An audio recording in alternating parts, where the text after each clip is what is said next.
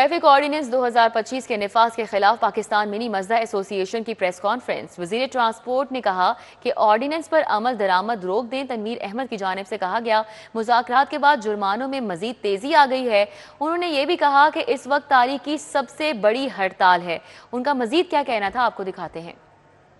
ہم آپ کے اس آرڈیننس کی اس ترمیم کی مکمل کی مخالفت نہیں کر رہے۔ آپ نے پہلے بھی جو اس عوام کے لیے فیصلے کیے ہیں میں اس کی بھی تعریف کرتا ہوں، تائید کرتا ہوں، اور یہ ترمیمی آرڈیننس بھی 100% غلط نہیں ہے۔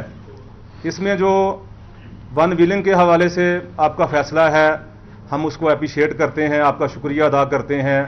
موٹر بائک کے حوالے سے، ہیلمٹ کے حوالے سے، اوور سپیڈ کے حوالے سے، اور جتنی بھی اس عوام کی بہتری کے لیے اس میں جو فیصلے کیے گئے ہیں اس پر ہم آپ کا شکریہ ادا کرتے ہیں، ہم اس کو اپریشیٹ کرتے ہیں۔ مگر سی ایم صاحبہ آپ کو ان بابوؤں نے غلط گائیڈ کیا کمرشل گاڑیوں کے جرمانوں کے حوالے سے۔ دیکھیں جس گاڑی کا کرایہ 12,000 ہے اس کا جب فائن چلان 15,000 کا ہوگا تو کیسے نظام چلے گا؟ جس گاڑی کا کرایہ 25,000 ہے اس کو فائن اگر 30,000 کے ہوں گے تو کیسے کام چلے گا؟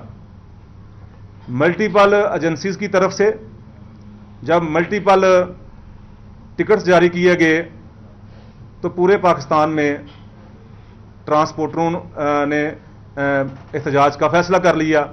یہی بنیادی فالٹ ہے آپ کے اس ترمیمی آرڈیننس میں۔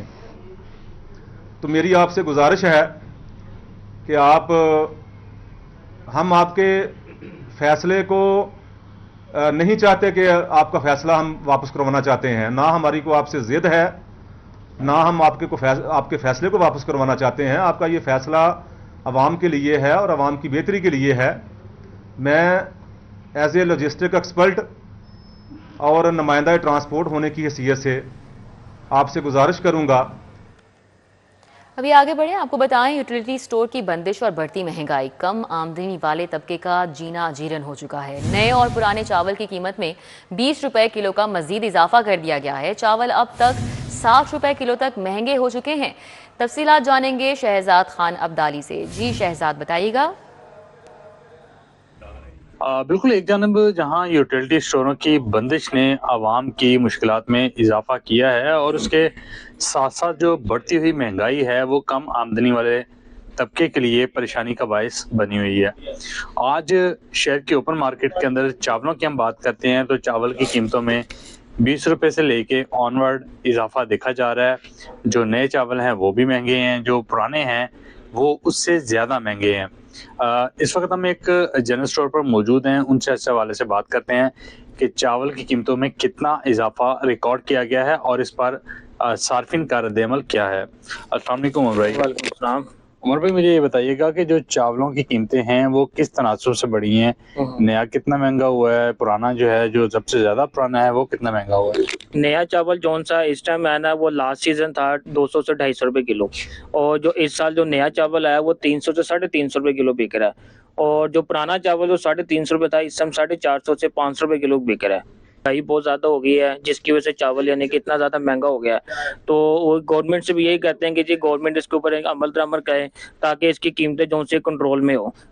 بالکل جی، بتایا جا رہا ہے کہ اس سیزن کے دوران جو چاول کی قیمتیں ہیں وہ تقریباً مجموعی طور پر 50 سے 60 روپے تک بڑھی ہیں فی کلو گرام کے حساب سے اگر ہم بات کریں۔ ابھی جو ریسنٹ اضافہ ہے وہ 20 روپے فی کلو گرام کا ہے۔ جو بنیادی اجناس ہیں ان کی قیمتوں میں کمی کے لیے حکومت اقدامات کرے، کسان کو سستے داموں جو بیج ہے۔ بہت شکریہ شہزاد۔ بھی آپ کو بتائیں کہ میو ہسپتال میں ادویات کی قلت کا الزام، ڈاکٹرز اور فارماسسٹ پر تھوپنے کی کوشش ناکام۔ میو ہسپتال میں 9 ماہ قبل ادویات کی قلت کا سنگین بحران پیدا ہوا۔ افسر شاہی نے اپنی نااہلی چھپانے کے لیے الزام ڈاکٹرز اور فارماسسٹ پر ڈال دیا۔ کیا معاملہ ہے یہ؟ تفصیلات جانیں گے سینئر ہیلتھ رپورٹر ظاہر چودھری سے۔ جی بتائیے گا۔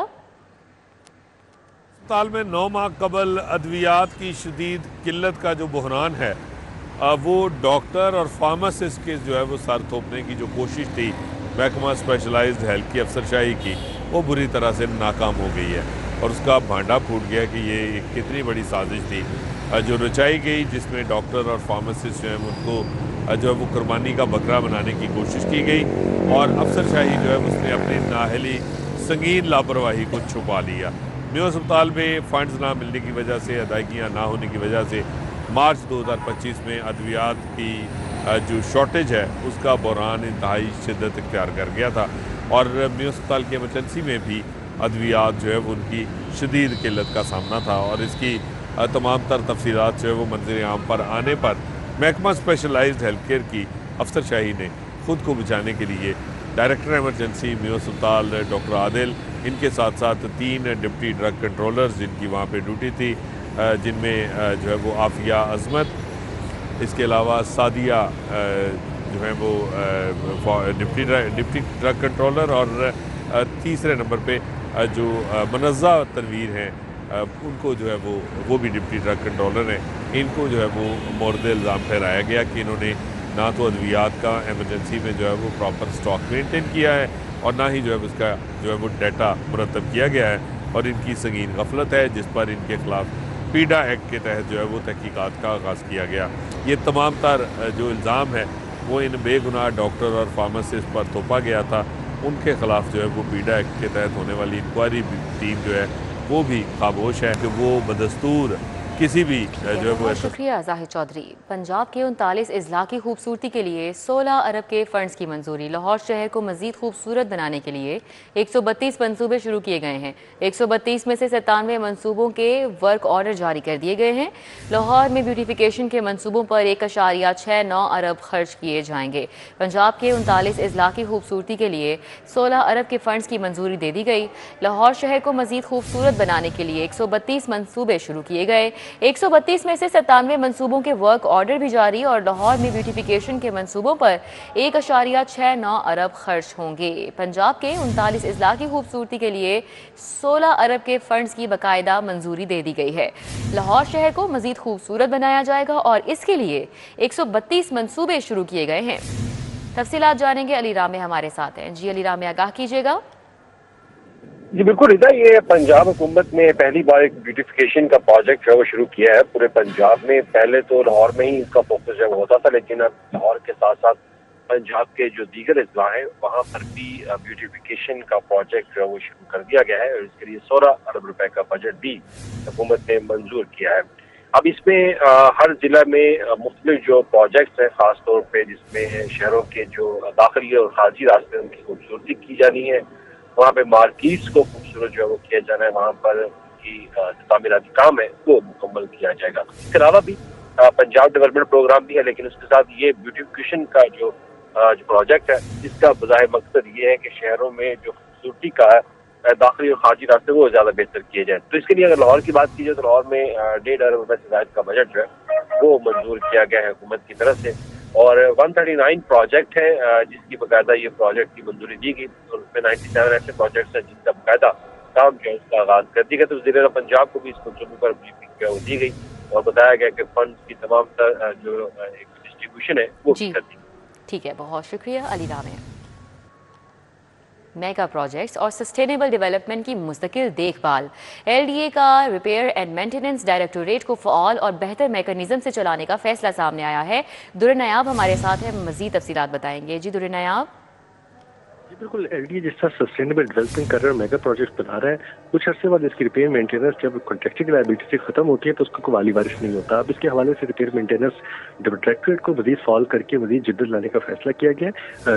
ماضی میں یہ نگران سیٹ اپ کے دوران اس کو فعال کیا گیا تھا، ٹپا کی ذمہ داریاں دی گئی تھیں، جبکہ 50 کروڑ کے فنڈس بھی دیے گئے تھے، لیکن یہ مکمل طور پر فعال نہ ہوا، نہ فنڈس ملے، جس کے بعد اب یہ کمی محسوس کی جا رہی تھی۔ ڈی جی ایل ڈی کا کہنا ہے کہ ٹاسک سونپ دیا گیا ہے اور جلد ریپیئر مینٹیننس کا ڈائریکٹوریٹ عمل میں آئے گا اور ساری سسٹینیبل ڈیولپمنٹ کو کیٹر کرے گا۔ جی ٹھیک ہے، بہت شکریہ در نیاب۔ ابھی آپ کو بتائیں، سینئر صوبائی وزیر مریم اورنگزیب کا سماجی رابطے کی ویب سائٹ ایکس پر بیان۔ مریم اورنگزیب نے لاہوریوں کو بسنت کی خوشخبری سنائی ہے۔ لاہور میں 25 سال بعد تاریخی ثقافتی میلہ بسنت بحال کر دیا گیا ہے۔ وزیر اعلیٰ پنجاب مریم نواز شریف کی منظوری۔ مریم اورنگزیب کا یہ کہنا ہے بسنت لاہور میں 6, 7 اور 8 فروری کو پورے شہر میں منائی جائے گی۔ بسنت آرڈیننس 2025 پر مکمل عمل درآمد کا بھی فیصلہ کیا گیا ہے۔ مریم اورنگزیب نے کہا ہے تمام پتنگ فروش اور ڈور رجسٹر اور QR کوڈ کے تحت ہوں گے۔ غیر قانونی پتنگ بازی اور خطرناک ڈور کے خلاف زیرو ٹالرنس پالیسی ہے۔ بسنت عوام کی تہذیبی روایت ہے۔ مریم اورنگزیب نے یہ بھی کہا کہ محفوظ انعقاد اجتماعی ذمہ داری قرار دی گئی ہے۔